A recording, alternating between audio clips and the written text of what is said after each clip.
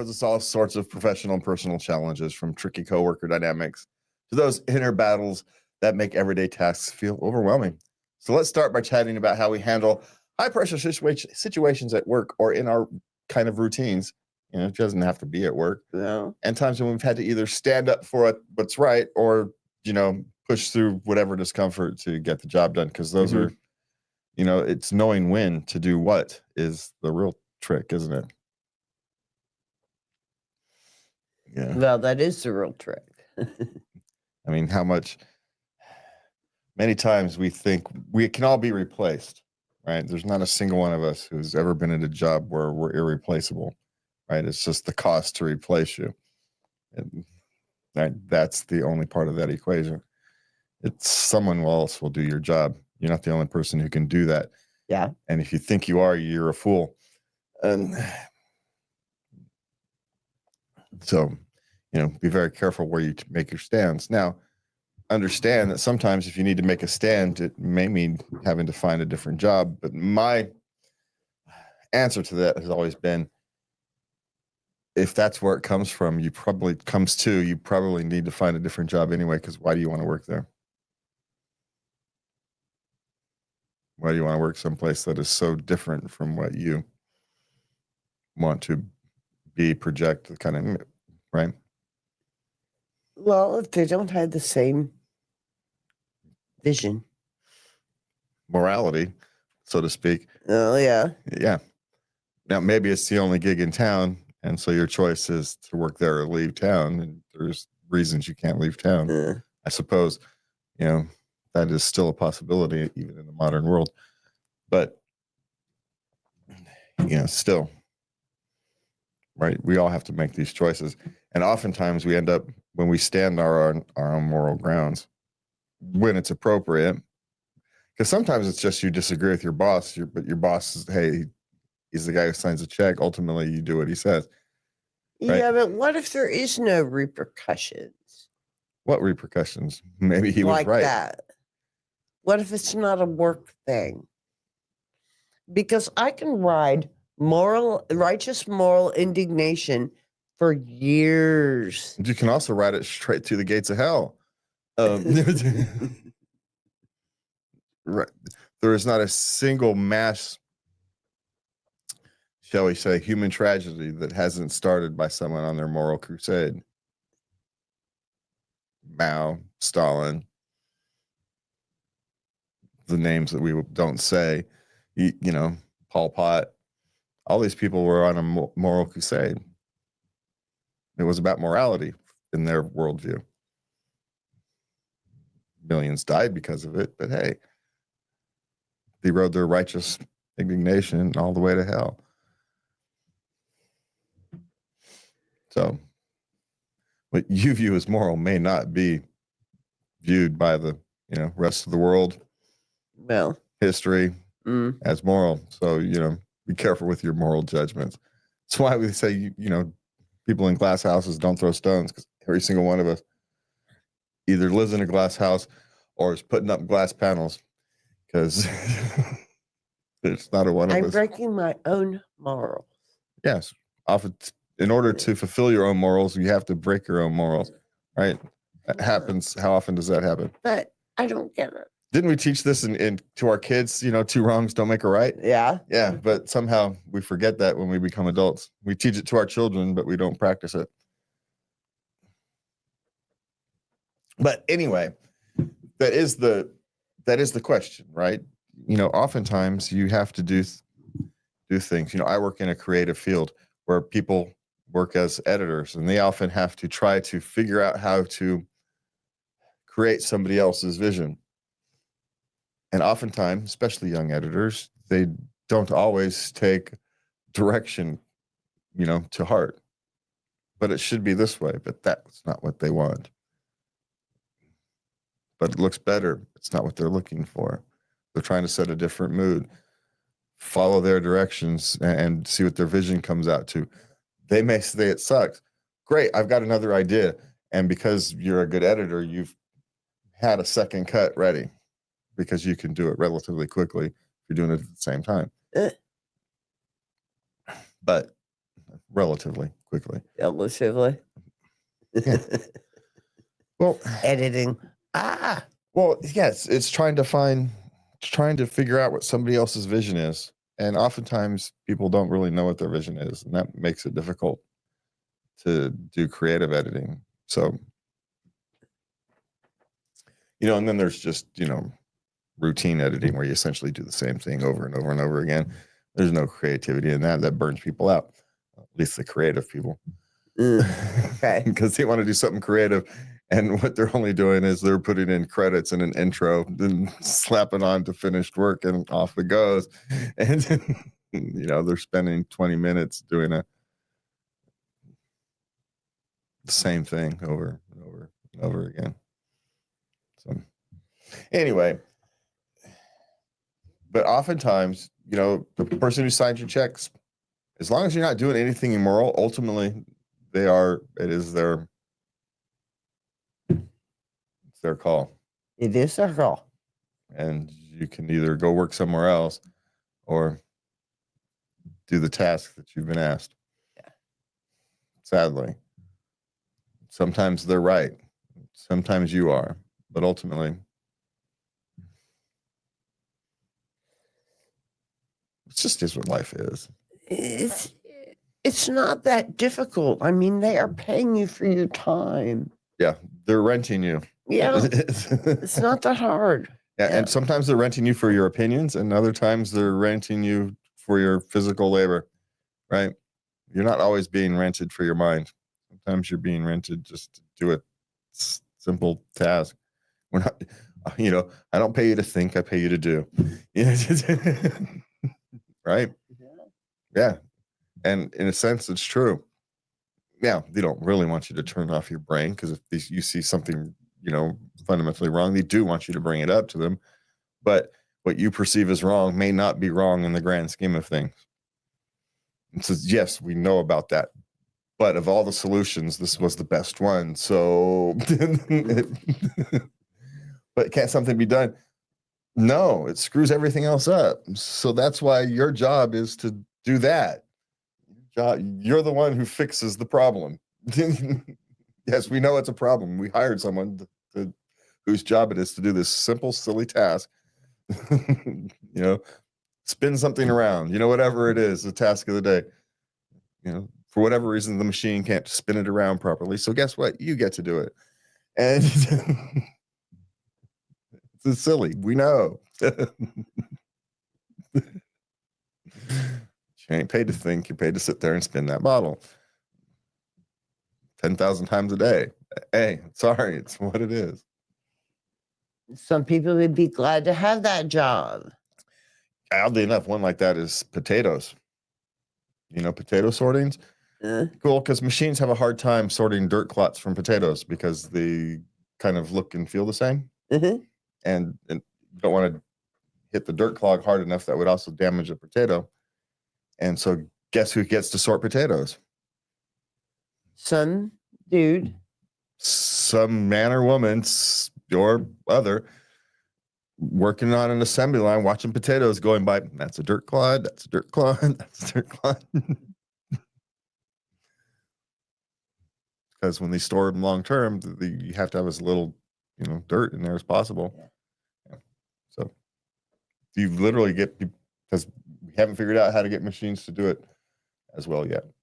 Because you can't use water to wash it away, which would work, but you'd get the potatoes wet to store them. It becomes a whole moldy thing. Yeah, right. Yeah. Or start growing. You know how potatoes become.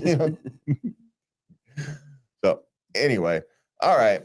So what are our questions tonight? Well, this one is especially dear to me. Angry coworker angry I snitched on him. Now, it was a safety issue.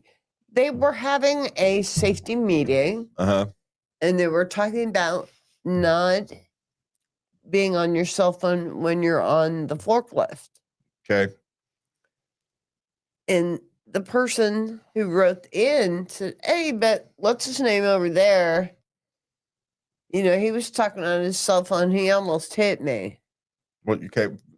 You don't do that. And now he's angry. Well, yes, you don't do that at the meeting. One, you either deal with him personally or you go and you file the complaint privately. You don't do that at the big meeting. It's kind of a dick move. Right? You let that thing get taken care of quietly. At least the first time. Right? Most of us work in a warehouse. You take care of that essentially immediately, right? There's no messing around. You take care of that as individually immediately. Hey, you bonehead. Right? Everybody's safety that gets handled on the floor. It never should actually get to HR. But this person, decided to not deal with it then, which is fine. I actually don't have a problem with it. You're not the confrontable type person. Confrontational. Yeah, you don't want to deal with it. I have no problems with it, but you go the chain properly. You don't pull a dick move at yeah, he's going to be mad. He's not mad that you snitched on him. He's mad that you snitched on him in a big meeting. So,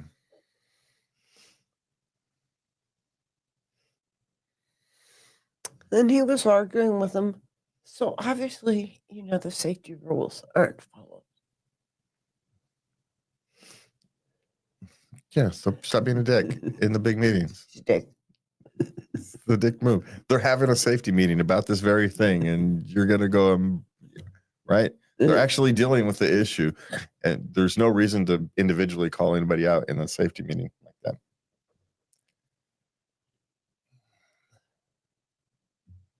Just not. So while I feel the pain about, hey, I got this person almost hit me, scared the crap out of me. Can we actually follow the safety rules? I understand that as the complaint, but again, you deal with it on the floor at the time, not in a safety meeting, or you quietly go to the person who's responsible for dealing with that stuff and have them deal with it quietly in their own time, right? You don't need to make a big, huge ordeal out of it, because then you end up with. I was a safety coordinator, and there was an incident with the forklift. And forklifts are dangerous. And they had me hold a meeting with a review of the safety procedure. The whole time, these two guys are the one who was driving and the one who the lift went down, the floor went down, and when he drove on it, that he asked the guy who was standing there, he says, "Is the latch on the lever of the floor?" No, there's a lid. There was a lip that would go down. I forget what it was for. But he says, "Yeah, it's fine." And he drove on it and it went down. And he had to do I told him, do a ride like Disneyland. Just hold on. It's going to come to a stop. Do not try to get out of the ride. No, that's what the cage is for. That's what the cage is for. So these two guys were at it the whole time. I was doing the safety meeting. Okay, well, it was awful. As someone who has been forklift certified, it's your responsibility to check. It is. I'm sorry, but should he have actually checked and looked, made sure? Yeah, but it's you're the one's responsibility to check, and you can't pass that off onto somebody else because it's your responsibility to check. Because the other guy may have thought it was right, but who knows? The only way to be sure is to check it yourself. The other guy may not know what he's talking about. I have no idea. Yeah, it looks fine to me. Go ahead. I don't know anything, but hey, it looks fine. So, yes, you are the person who is most responsible for your own safety. So if there's something like that, you take the extra 30 seconds, 10 seconds. It doesn't take that long to get off. You stop your forklift, you get off and you check. Because you do. Nowadays, they have lights and stuff for these things. And they're all kind of automated. And so the safety systems are are more robust Mm, because of incidents like that. okay. But yeah, because we're from the old days, right? Nowadays, even the trucks and stuff, the automated systems get them all lined up. So it's a lot safer in the modern warehouses. The modern warehouses, there's still plenty of old ones. So what the safety is, you are essentially the person who is responsible for your safety because it's your only choice. You're hoping the other guys you're working with are going to work safe, but guess what? They're not. So, so you're going to have to just accept that as the expectation. And then you'll be pleasantly surprised when you have places that are different than that, which there's plenty. It's, as entry level people, though, you guess where you start. You start at the places that don't have a lot of safety things because Sorry. it's just generally what happens. Yeah. Okay. Is it okay to invite a coworker to a side project? Okay, now he's a gamer, and he came on, and it was on his resume that he does his own game, creates his own games, Right. as a hobby, and he's very involved in the community and all this kind of good stuff, right? That's why he had it on his resume, and when he was being led around to meet the people and be introduced, this is Fred. Oh, you two'd really get along. He creates games too, So it's been a couple days, and he wonders, is it okay to go and spark a conversation with that guy? Well, sure. Why wouldn't you? Lots of projects have gotten started, especially in gaming or technology, where people who have worked together at some other company, work on a side project together, and then they end up going off and starting some other company. Happens all the time down here, around here in California. Yeah. Right? It's fairly routine. And how do you think that happens? Somebody asks their coworker questions, and this sparks up a conversation. A couple days might be a bit fast, if you've been really. He's antsy. Yeah, but maybe not. My thing would be, if an organic opportunity comes up in the next week or so, sure, knock yourself out. If you need to, after that, wait a couple weeks and then create the inorganic opportunity. You should be focused on your current job before you start focusing on your side project. That side project, yeah. Yeah, this is a new job. You should be. Oh, well, it doesn't say it's new. Oh, I read the thing. Oh, yeah. So he's a new employee. Yeah. It's perfectly reasonable to spark up a conversation. And if an organic opportunity comes up to have the discussion, you have a discussion about these kind of things. But other than that, you wait a little bit to bring it up deliberately. You wait a month or so to bring it up deliberately. Yeah. As you get settled, because you should be at work, you should be focused on getting settled in on your task and your job, what you're doing. But then there becomes a point, and it may be shorter or longer. I don't know the exact time, but you'll know it once you get settled in. Then it's the time to go ahead and if you have the need to bring up that, deliberately bring up that project rather than crime of opportunity, so to speak. It's just passion. Yeah, it's just passion. So it's perfectly reasonable that during a casual conversation it might come up, but don't force it. Yeah. Until you've settled into your job. Okay. Called out a coworker for taking credit. Now I'm being called to HR. What should I do? Well, HR is there to protect the company. So what you do is you just tell your side of the story and let it move on. I'd never let HR bother me. They're going to fire me. They're going to fire me. What do I care if I have some note or something in my file? Like, I care. And ooh, I'm scared. It's like I'm more productive than everybody else. So, stuff it. And that's kind of how I always dealt with these things. So, and if they're going to make some big deal out of this, back to my earlier thing, why do you want to work there to begin with? So, yeah, they may be asking, okay, how do you accused him of taking credit? Can you prove it? So you may want to have take that the proof that you Proof have. with you. Yeah, you may want to have that handy because it may not be about you. Yeah. So, but have the proof that that whatever your coworker took credit for, you actually did. Okay. And also, let's realize that sometimes two people can have two visions of the same thing and both be true from their perspective. If you don't believe me, go have two people stand on two different corners of a busy intersection for half an hour and then have them come back and tell you what happened. Well, we're going to tell you two different stories, despite the fact that we're looking at the exact same spot. So there may be some gray area in this. So, all right. How do I talk to HR about my coworker smell? Well, you send an email to your HR about your coworker's smell. You do it as pleasantly as possible. In this particular case, this is what AI is great for.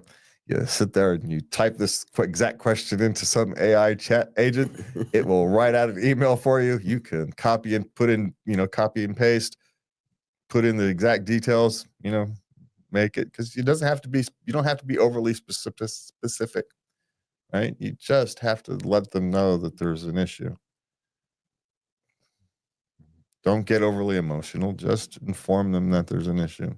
So, or here you go. Write off that email that you want to write, then take that, paste that into the thing, and right. So that's where you get it out, right? Get out whatever frustrations you're feeling. Then you paste that thing into saying to revise to send to HR, and then it'll revise it to send to HR.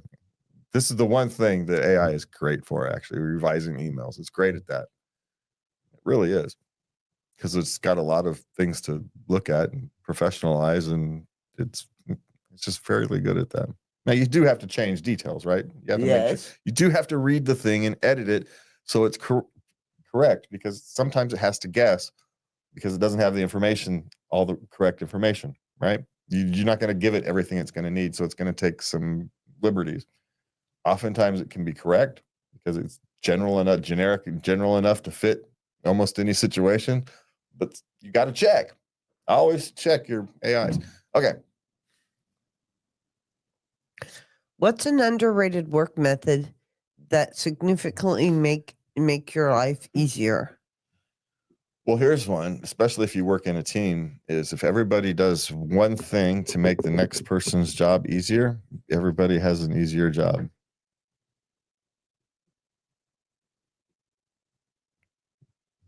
So if you do something that makes whoever has to deal with the project next, that makes their job a little bit easier, right? Everybody's doing that.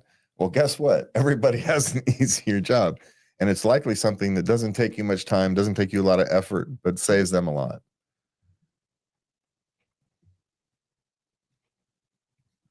Right? Make sure you make sure your file is named the way the next person likes it formatted, so they can see it easier on their screen. What do you care? You're no longer going to see it again. You see what I'm saying? Yeah. Do little things to make the next person's life a little easier. Everybody does that. Guess what? Everybody's life is a little bit easier. It's just how it works. Thing I learned back in working on an assembly line. You do little things to make the next person's job easier. Everybody's doing that. It's like this big circle of easy, even in a difficult job. Now, the job is still difficult, but quality of life things have improved greatly. You don't mind the difficulty so much. So that's how you do it. Okay. How do you deal with phone anxiety? Well, like phone rings, you get anxious and then you don't answer it, or you don't even look at it, or whatever, all that various stuff. You just, there's no magic bullet. You force yourself to when you can, and the days that you can't, you let it go to voicemail, and if it's important, they'll leave a voicemail or send a message. Be kind to yourself on the days where it's really difficult, and push yourself on the days you're feeling good. eventually what happens is you're able to do it more and more often because you become practiced at dealing with it. But you don't have to be mean to yourself to do that. You just pick and choose your spots.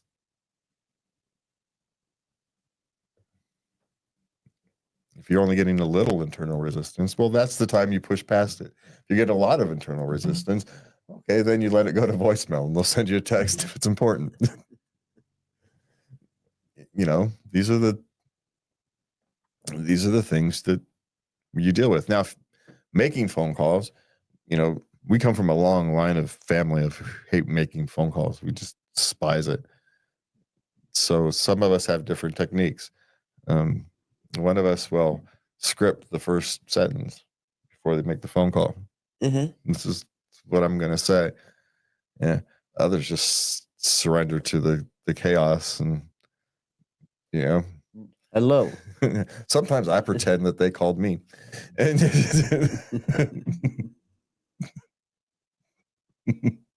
which is probably confusing for them for the first couple seconds of the phone call.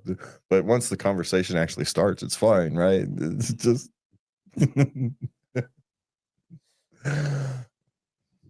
hey, I guess I'm charming enough to make it work for me, but still. Well, your voice does have that extra something. So there is that, but the only way to deal with phone anxiety, to deal with it, is to deal with it on some level and get practiced at dealing with it. You cannot deal with it. That is always an option. You can just let it be.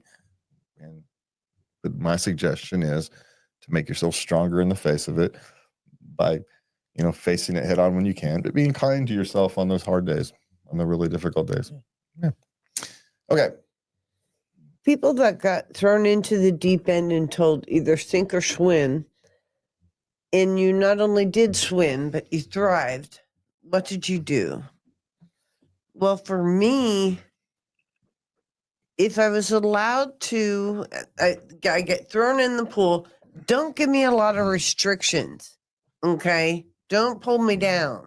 If I'm gonna do things my way, and then when it's successful, I'm gonna come back and I'm gonna ask you permission to do it. That's how I do it. That's how I roll. And don't get in my way. Yeah, it's one of the reasons that the people who get thrown into the deep end, so to speak, end up thriving is because taking on those tough tasks, even if you fail, right, shows that you're willing and able to take on tough tasks. There may have been a 90% chance of failure. Everybody would have failed, right? But sometimes it's how you play the game, not necessarily whether you win or lose. You might be in a no-win situation. And so what you're being asked to do is manage this catastrophe the best that you possibly can. And that's essentially what you do. You manage this catastrophe the best you can. And there's no one single method, right? Because it may be so bad that you just have to pick a spot and start essentially cleaning, right? Like you clean a hoarder's house. You just pick a corner and you start work your way around, right? Sometimes there's just nothing else to do. And sometimes you get the opportunity to sit back, you watch something, how it works, how it doesn't work, and then you start making small little changes to make big improvements. So it really kind of depends on the situation. But you were correct. If they're going to throw you in the pool, they got to get the hell off your back. Yeah. Yeah. Yeah. I will do this, but you're either going to have to give me a lot of support, whatever that means. Maybe it's, administrative support, financial support, the support I need. And you're going to have to get off my back, and then I'll do something with this.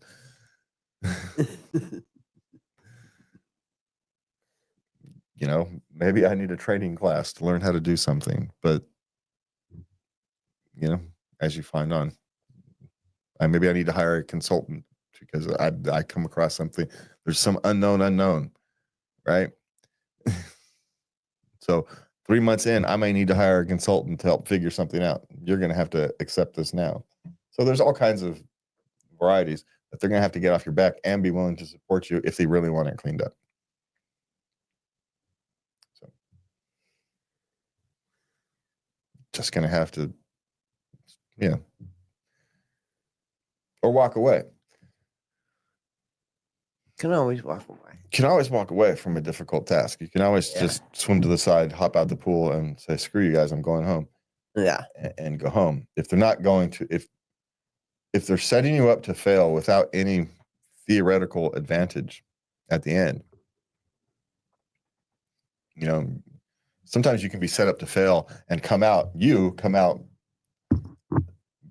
the other side with a better reputation because of how you failed. The thing still failed, but it was doomed to fail. But at least you guys failed with class, failed with style. It was working at the end, and it wasn't working before. So, I've had to do that. Just as my radio station was working, they closed it down. It had nothing to do with me, right? I got in there, I fixed this thing. We're finally getting to the point where we could actually progress and move forward. And budgets are budgets. Yeah. It is what it is. Had nothing to do with me. But I got a quasi promotion out the deal. So, and who knows what that means later on down the line. Don't know. Right. Okay. What? Oh, that's it. That's our last question tonight. Our life question. Yeah, that wraps up our dive into the everyday hustle hurdles. Plenty of food for thought on making it through these daily battles. And you can find us wherever you need to. And you guys know how to look up latenightLove.us and find us.